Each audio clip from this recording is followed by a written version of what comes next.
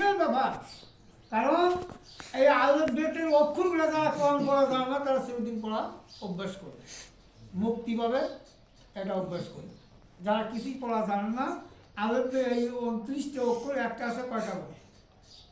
মানে আলিপাতার অক্ষর হ্যাঁ, এগুলো আছে 29টা, কিন্তু ইয়া আছে 2 বার, সেজন্য 30টা। 30টা। তো এই 2বার হা হত্যি পড়ছ, একটা আছে হা হত্যি পড়ছ। কাজের দিন তো মাস্টার আর কোনো মাদ্রাসাত নাই। ওই এখন একটা আছে মুসা মহল্লা, তাছাড়া ওই মাস্টারের শিক্ষক পাবে না। হাই হত্যি কলা কালু, কয়টা কলা কালু হলো কয়টা? হ্যাঁ, পাবে না। আবার শিখে কয়টা? হ্যাঁ, দুটো শিখে, একটা ওয়াহেদ শিখে একটা মোজা শিখে। এমন তুমি লেখে দেবে ওই মোবাইলটা প্রথমে, একটা ওয়াহেদ শিখে একটা মোজা শিখে।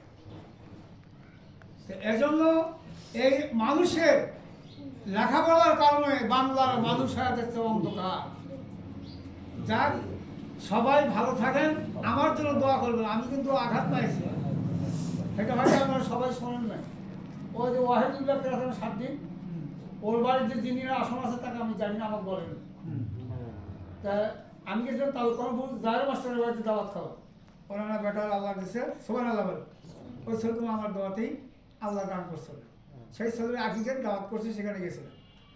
এখানে আস্তে আস্তে হলো মায়াবাজার যা, ওখানে গেছি, যা দেখি ওরা বসিয়েছে আমার জন্য। তো ওই পাশের বাড়ির দুরবস্থা, ইও বাড়িতে দুরবস্থা, আমাকে আর ওরা বলেই নি। ওখানে মুরিদ করার পর আমি বলছি যে আর আমি মুরিদ করাবো না মানুষকে, কারণ পীরের মানুষ হচ্ছে না, আমল নাই, নামাজও নাই, এমনি ঘুরে বেড়াতে আমার সারা বাংলা দেখি করি, কিসের থেকে নামাজ ছাড়। এই জন্য বলছি বা মুরিদ করাবো না। তো ছাড়লই না, যে ওই হয়তো ডাক্তার বলছি হুজুর আমি মুরিদ হবো। 3 জমা কিন্তু এখানে আসলে আপনারা দেখেননি। তা গেলাম, তা বা 10টার সময়, রাতে 10টার পরে ঘটনা। খাওয়া দাওয়া করে আসবে দেয়, খাওয়া দাওয়া করে তারপর করছে হুজুর আমার বাসাটা একটু বেরিয়ে যাবে। তোমার গেছি যা বা এই যেখানে নৌকা যাবে দিকে টিউবওয়েলটা অনেকখানি ওঠা, এই 2 পা আগের থেকে একবার আমি কে টানিয়ে নিয়ে গেল, নিয়ে গিয়ে 5 পাকে পড়ে গেছি। পড়ে যাওয়ার পরে আমার আধা ঘন্টা কোনো সেন্সই ছিল না। পরে ওরা ধরে মোটরসাইকেল তুলে দুমদম ফিরে এলো, বলবো আর যাওয়া লাগবে না, তখন তো আমার পূর্ণ সুস্থ। কিন্তু সেই থেকে এই হাতটা না আর নড়াবে না, আগের দিকে আল করবে না, এটা ফাটে গেছে বোধ হয়। এটা এক্সরে না করলে আর হচ্ছে না, দেখি আল্লাহ কি করে। দোয়া করো তোমার সবাই জানা, হাতটা ভালো হয়ে যায়। এটা এমনভাবে করছিলাম, হাতটা 2 বছর খারাপ করছিল, তবে এটা মানে সূর্য উঠে গেছে, এটা মনে হয় যে একটু ফাটে গেছে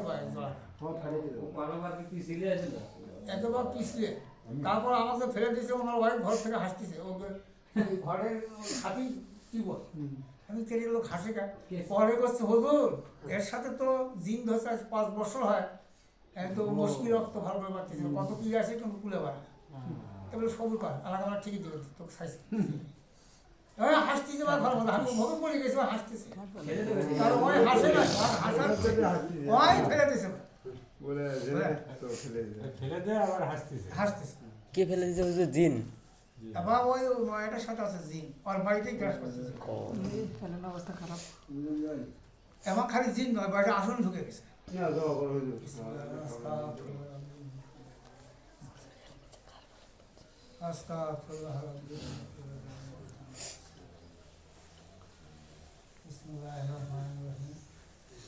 অনেকবার বিসমিল্লাহ পাঠ করেছে।